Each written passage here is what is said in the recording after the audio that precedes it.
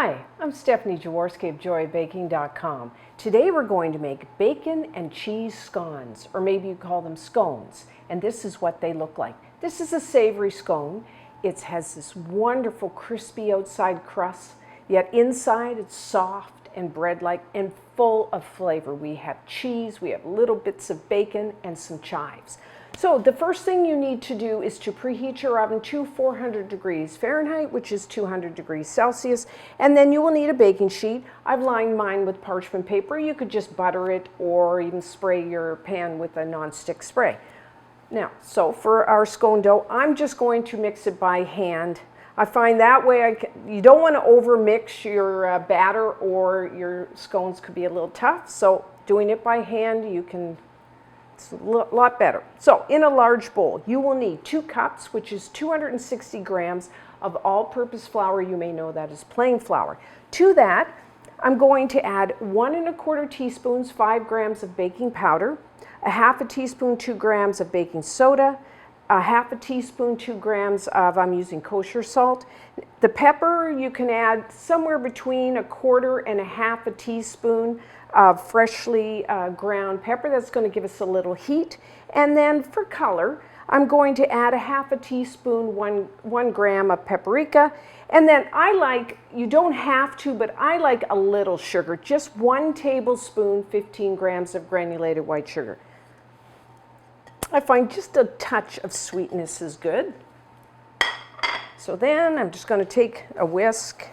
You could sift this as well. Just want to make sure all the dry ingredients are really mixed together. And then you will need 6 tablespoons, which is 85 grams of cold, make sure it's cold, butter. You could use salted or unsalted. If you use salted, then you might not want to bother adding any extra salt to your recipe. But put your butter into little cubes.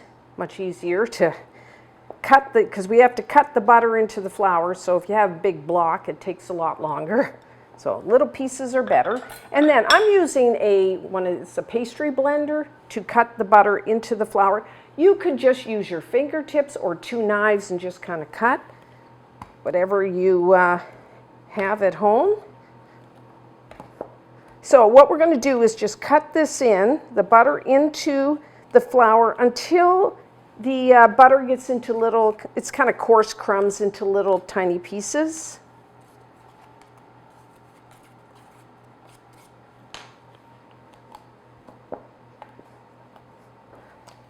Okay, so that looks good. Scrape off here. So this is what you're looking for, kind of crumbs. Don't worry if there's a few larger pieces of butter. That's okay. So now for all the good stuff.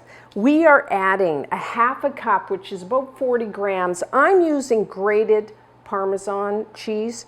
I've also used like a grated cheddar, or really you could just use whatever cheese you like and have in the house.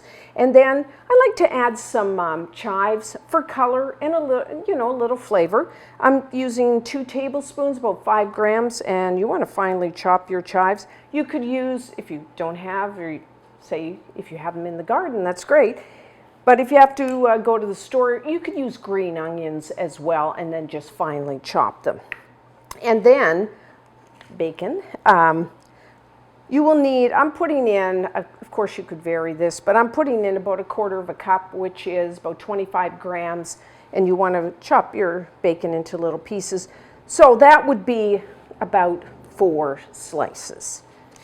Of course, if you don't, you could use like Canadian bacon as well, or even ham, or if you don't want to add bacon or ham or sausage or something, you can just leave it out. So you can see here, I'm just taking and cutting them into, little pieces.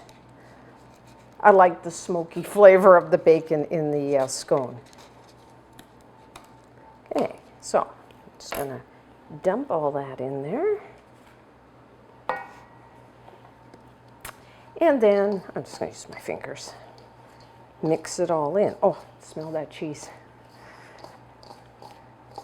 Okay, so now we need some liquid to bind everything together. I'm just going to put like a well in the center.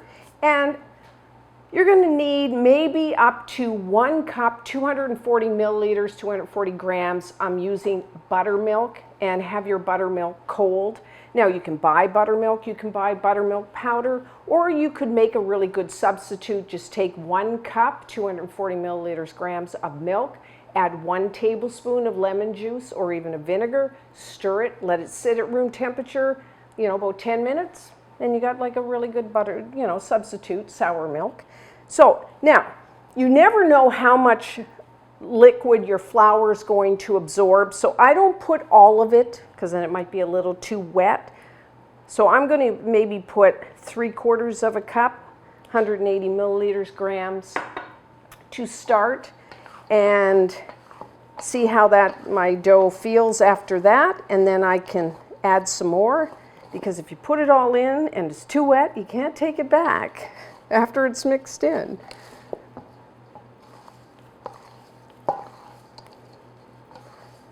And this is where doing it by hand is good, because you can, really watch and feel your dough. Might have to add just a little more. It's looking pretty good though. I don't think I'll need all of that. I'm just going to put a little more, and then I'm going to use my hands so I can really get in there and feel what's going on. See how, I don't know whether you can tell, that paprika, I really like how it colors the batter. A little, does it look very appealing, which is what we want. So that, I'm pretty happy with that. It's coming together, it's nice and moist. You want to clean the bowl like that.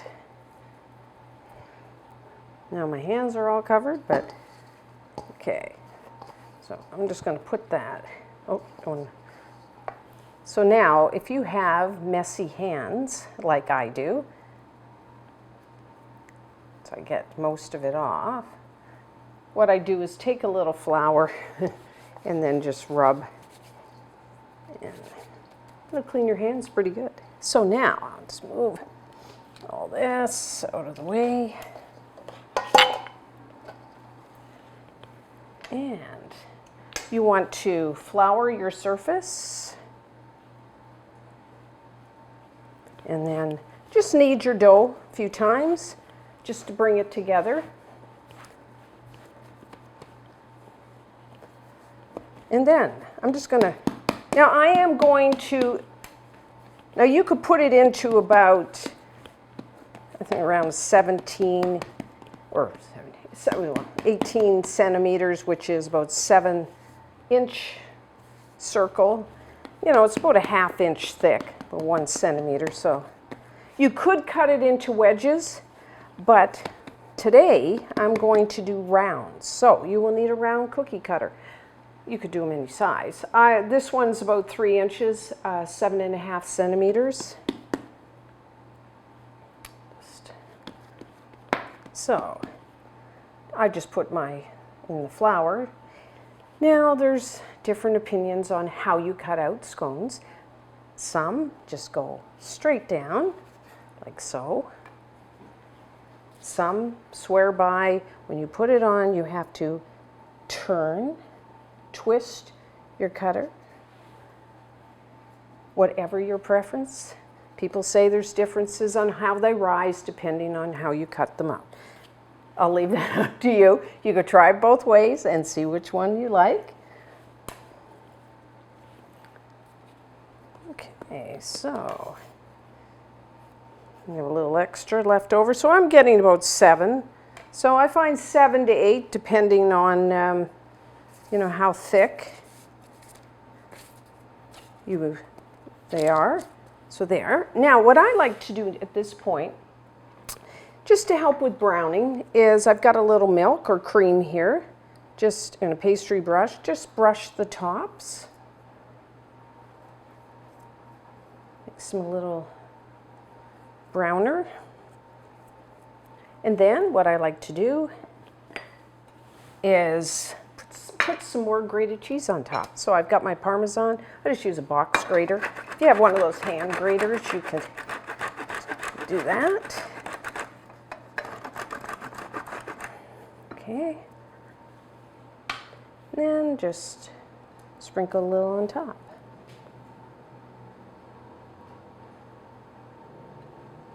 So now for baking, everyone's oven is a little different, but I'm going to say around 18 minutes. You know, it could be a little less, could be, you know, up to 20 minutes, depending on your oven.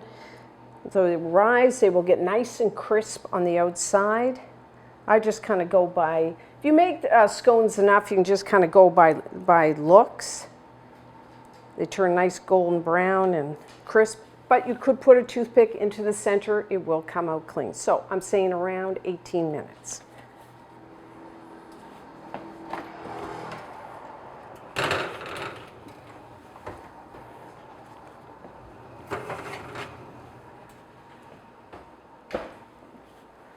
So our bacon and cheese scones, don't they look wonderful? It smells so good in here. So you have crisp outside crust, nice and golden brown on the bottom. So I'm going to let them cool a few minutes, and then when we come back, we will try one. So let's try one. They're still a little warm. If you can, like, scones are best freshly made or the day they're made. I mean, you can cover and store them and then maybe reheat them in the microwave the next day, but they are at their best freshly made. So I'm just going to break it open. Oh, the outside is nice and crisp. It's really nice, soft inside. Now you could just eat it like this, or I'm going to put a little butter on it. Everything tastes better with butter.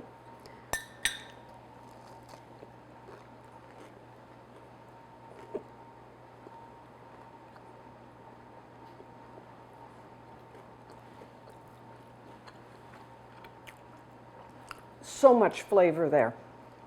You have the smokiness of the bacon and then the cheese. I like the Parmesan in there. I've made them with cheddar, like I said, really good as well. And then a little bit of the chives or green onions. That adds a little flavor. They are just so good. You can just eat them like this with a little butter. You could, or you could serve them like with soups or stews. Or sometimes what I like to do is just take your scone, cut it in half, and then you can fill it with like a fried egg. I put tomato, I put lettuce, you could put some avocado, you can make it like a little breakfast sandwich. So there's lots you could do with this. So try these. And until next time, I'm Stephanie Jaworski of joyofbaking.com.